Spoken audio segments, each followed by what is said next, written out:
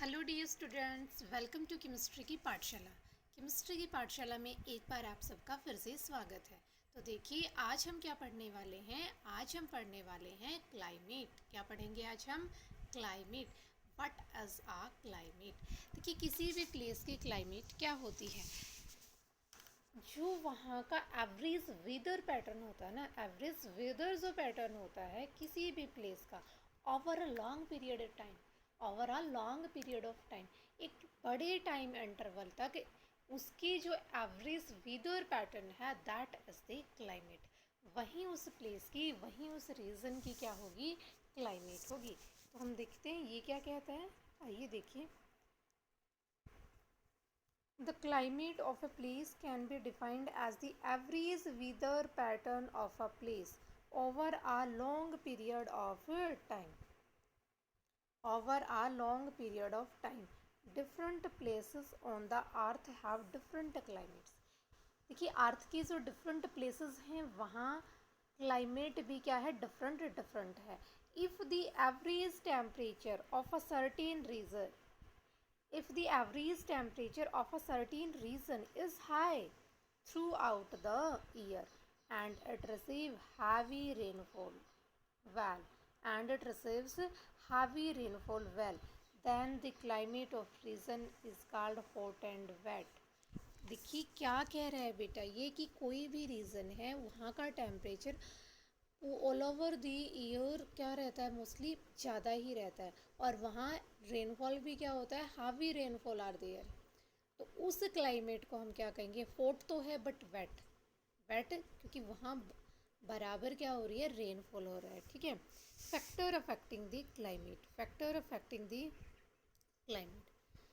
The climate of a region is determined by various factors. Some of the prime factors are latitude, altitude, distance from the sea and wind. क्या क्या है बेटा? हमारे पास latitude है, फिर क्या है हमारे पास? एल्टीट्यूड है, फिर हमारे पास क्या है? डिस्टेंस फ्रॉम द सी है, और फिर हमारे पास क्या है? विंड है। फिर हमारे पास क्या है? विंड है। Latitude, the climate of a place is primarily influenced by the amount of survey received by a place.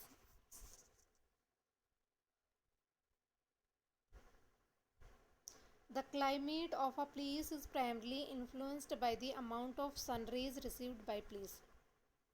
देखिए बेटा क्या कह रहा है कि किसी भी जो प्लेस की है क्लाइमेट सबसे ज़्यादा किससे इफेक्ट होती है कि उस प्लेस के अंदर how much amount of sun rays fall, कितना वो सन रेज को, कितना वो सनलाइट को रिसीव कर रहा है। The amount of sun rays depends,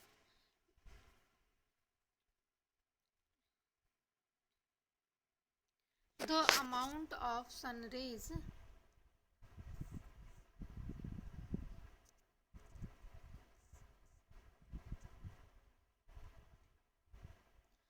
the amount of sun rays received by that place. The amount of sun rays depend on the place position on the globe. भाई अब ये क्या कह रहा है कि क्लाइमेट किस पर डिपेंड कर रही है कि कोई भी place how much sunlight is received. अब ये फिर से क्या कह रहा है कि जो सनलाइट कितनी पड़ती है, how much amount of sunlight fall on the that place is determined by the its position on the globe.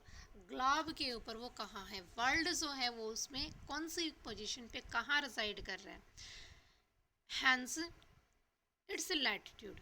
और उस पोजीशन को हम क्या कहते हैं? Position on the globe, position of any place on the अर्थ या ऑन द अर्थ। ठीक है, उसे हम क्या कहेंगे? लैटिट्यूड कहेंगे। क्या कहेंगे उसे हम?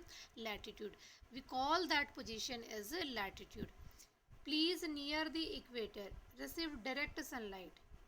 Places near the equator receive direct sunlight and so are warmer. वो places क्या होंगे? वार्मर होंगे जो इक्वेटर के पास होंगे। On moving away from equator, sun rays fall at an angle. उसके बाद क्या होता है? वो कोई एंगल बना के, वो क्या कर, डायरेक्ट नहीं आ रही है, सीधी नहीं आ रही है, वो क्या बना रही है? कोई ना कोई एंगल बना के आ रही है वहाँ। The temperature as we go away from the equator. Which decrease the temperature, उसकी वजह से क्या होगा, टेम्परेचर गेट डिक्रीज, टेम्परेचर क्या हो जाएगा, डिक्रीज हो जाएगा। Based on that there are 3 main climatic zone,